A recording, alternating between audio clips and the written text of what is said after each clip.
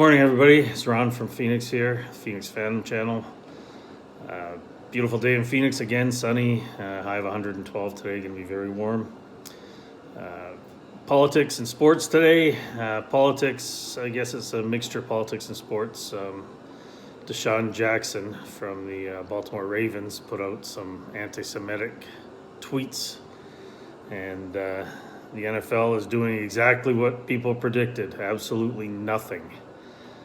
It's terrible reverse discrimination. If a white person were to put that out, they would probably have been suspended and fired because a young, up-and-coming black sportsman put it out. He is going to be given the free card.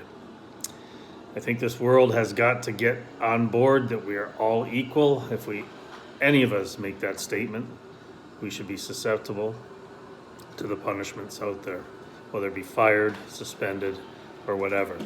And for the NFL to take a do-nothing stance on this, it's embarrassing to their league and more embarrassing to their commissioner, who at this time is not very popular among the fans. Anyway, enough said on that. Let's go to the NHL. Back to our 4 games review for today. We get some good matchups going on. First one is Pittsburgh and Montreal. I'm not a Montreal fan, never have been. I'm a Toronto fan, so I'm actually anti-Montreal.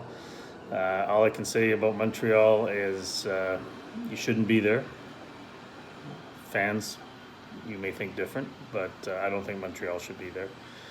They're being given a gift to try and play against a very good Pittsburgh team. Pittsburgh's coming in pretty healthy.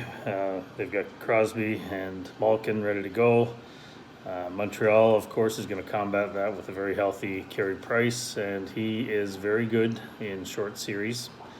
5 games, he could make a difference. I would say this one, though, I like Pittsburgh, who have won 2 out of 3 games already.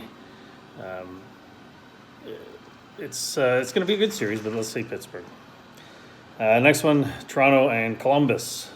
Their series for the season is 2-2. Toronto's got some good defenders coming back, Morgan Rielly, Jeff Muzzin, and the defense is going to make the difference here. I know they've got powerhouses up front, and if Matthews plays, I think we're okay for goal scoring. Columbus, of course, they have Riley Nash, Nick Foligno, dangerous players as well, and these 2 teams can battle it out. I can see this one going 5, and I'm going to say for a change, Toronto's favor. I think they've been building. They're progressively getting better. They have a traditionally quick start to a season, and they've rested so long, this is like a new season start. So let's see if Toronto can take out Columbus. In our next series, New York Islanders and Florida. The Isles won all 3 series games this year. It would almost make them a shoo-in to sweep this series, but it's not going to happen.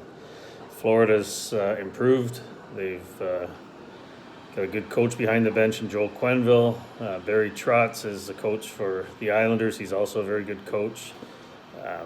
Barkov and Yandel for Florida. If Yandel shows up, a very strong defenseman, he could make a difference.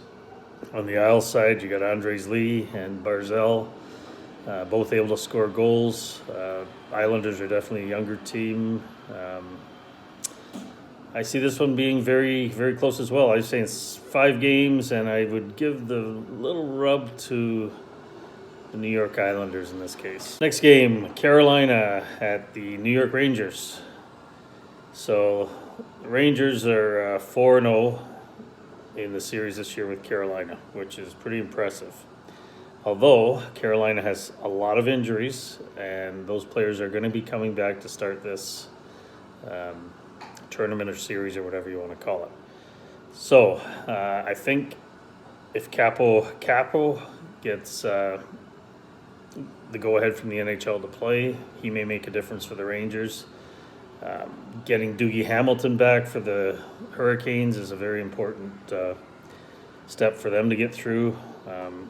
Canes goalies are both healthy now. They won't have to use the Zamboni driver, and they look pretty good.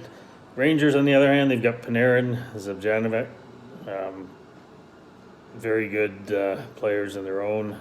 This may actually come down to battle of third lines. Carolina third line is Stahl, Williams, and McGinn, so they're pretty deep. I give Carolina the edge in this one, even though they've lost 4-0 in the series. I'm going to say Carolina in 5 again. I think this is going to be a good battle. There is no home ice advantage for the Rangers, and I think this is one of the series that's going to keep people's attention pretty good. Anyway, hat of the day, the Buffalo Sabres. And I just want to say a little bit about Buffalo. I felt this year that they got ripped off. They should have had a better positioning in the draft coming up.